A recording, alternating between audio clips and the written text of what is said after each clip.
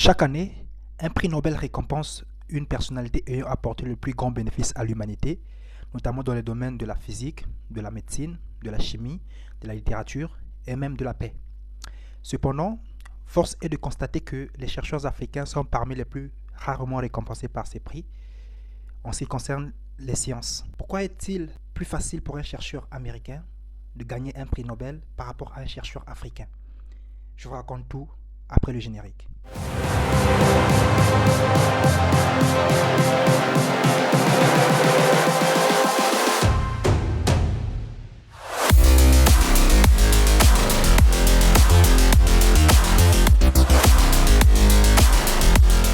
Bonjour chers amis, je suis Welcome Combo et bienvenue sur ma chaîne Espace Culture et Sciences, une chaîne dédiée aux thématiques culturelles et scientifiques. Et si vous aussi vous aimez ce genre de contenu, je vous invite à vous abonner et surtout d'activer la cloche de notification pour ne rien rater. Alors, on commence. Alors, c'est quoi d'abord un prix Nobel? Le prix Nobel, c'est une récompense de portée internationale fondée par Alfred Nobel, l'inventeur de la dynamite, et qui a été remis pour la première fois en 1901. Ces prix sont décernés à des personnes ayant apporté le plus grand bénéfice à l'humanité, notamment pour leurs inventions et leurs découvertes dans différents domaines de connaissances. Ils sont décernés au cours du mois d'octobre chaque année et la remise des prix a lieu le 10 décembre, jour de l'anniversaire de la mort d'Alfred Nobel. Parmi tous les lauréats ayant reçu les prix Nobel dans le monde, soit plus de 900 lauréats à ce jour, l'Afrique n'en compte que 24 lauréats, dont la majorité sont des prix Nobel de la paix et de la littérature.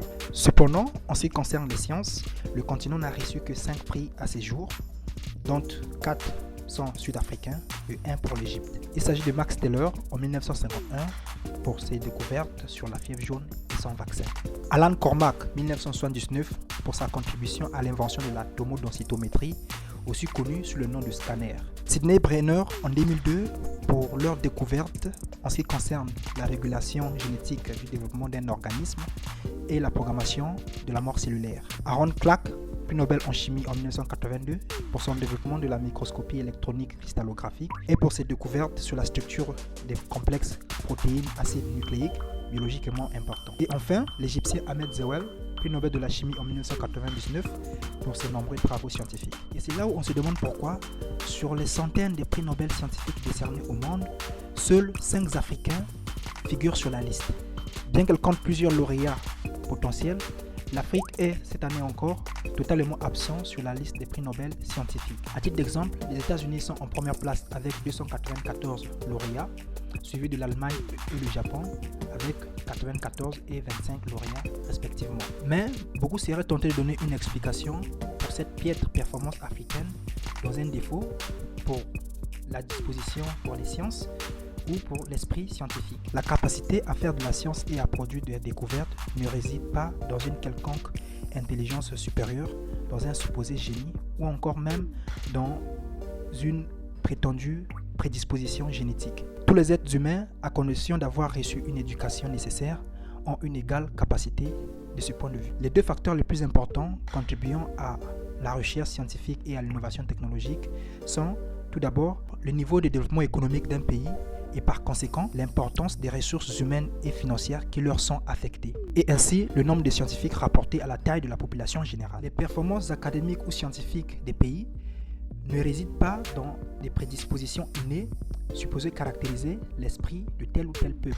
Elles résident d'abord et avant tout dans les conditions économiques, les moyens financiers et techniques dont disposent les institutions de recherche, ainsi que la qualité de l'éducation offerte aux membres d'une société. Aujourd'hui, la recherche scientifique se fait dans les laboratoires dont les coûts s'élèvent à des centaines, voire des milliers de milliards de francs. Certains de ces laboratoires sont si onéreux que des pays pourtant riches doivent parfois s'associer pour les bâtir et les faire fonctionner. Aux États-Unis, par exemple, le budget d'une université, d'un centre de recherche ou d'un collège est parfois plus élevé que le PIB de certains pays ayant plusieurs millions d'habitants. À titre d'exemple, les seules recettes d'exploitation de l'université d'Harvard avoisinent près de 6 milliards de dollars, soit près de la moitié du PIB d'un pays comme le Niger avec 25 millions d'habitants. Et les frais de réserve de cette même université s'élèvent à 50 milliards, soit plus de 11 fois le PIB d'un pays comme le Niger. Et donc, comme vous l'aurez compris,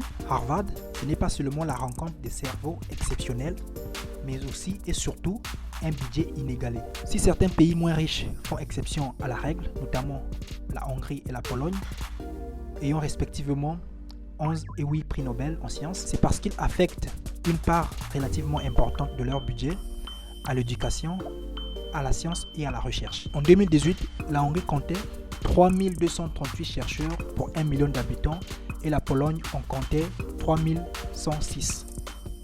Des chiffres au-dessus de la moyenne mondiale qui est de 1150. Cette année-là, l'Afrique n'enregistrait que 198 chercheurs pour 1 million d'habitants. Et même des pays tels que l'Afrique du Sud ou l'Égypte, qui sont les plus avancés sur le continent, n'en avaient formé respectivement que 518 et 687. On observe ainsi une corrélation étroite entre, d'une part, le niveau de richesse d'un pays et d'autre part, la qualité des publications scientifiques ainsi que le rang qu'occupent leurs universités et leurs chercheurs dans les classements internationaux. D'après l'UNESCO, 93% des dépenses en ce qui concerne la recherche scientifique sont imputables aux seuls pays du G20, ce qui par conséquent et logiquement sont des pays les plus avancés scientifiquement et technologiquement.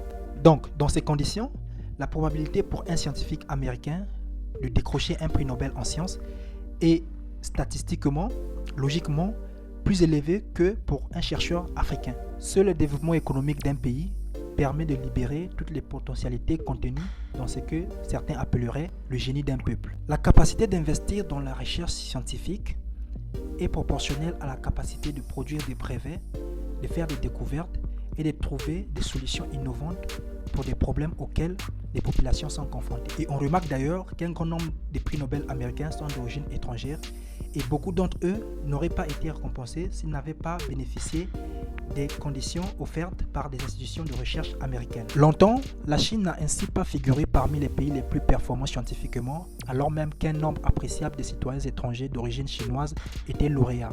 Aujourd'hui que la Chine est devenue une puissance économique, sa production scientifique, le nombre de publications et le nombre d'articles les plus cités est plus élevé que celle des États-Unis. Il n'y a absolument aucune fatalité sur la voie du développement scientifique et technologique. Il n'y a aucune raison pour que l'Afrique ne puisse pas se hisser du niveau atteint par la Chine. Nous devons pour cela, comme la Chine, bâtir des économies puissantes, éduquer nos peuples, lutter contre les vieilles croyances et superstitions et surtout promouvoir sans complexe l'esprit de la recherche scientifique comme part de notre histoire et de notre culture. Merci les amis, c'est la fin de cette vidéo. Alors si vous avez aimé la vidéo, n'oubliez pas de laisser un like, ça va énormément m'aider. Et n'oubliez pas de vous abonner, n'oubliez pas de partager la vidéo. Je compte sur vous les amis. À bientôt.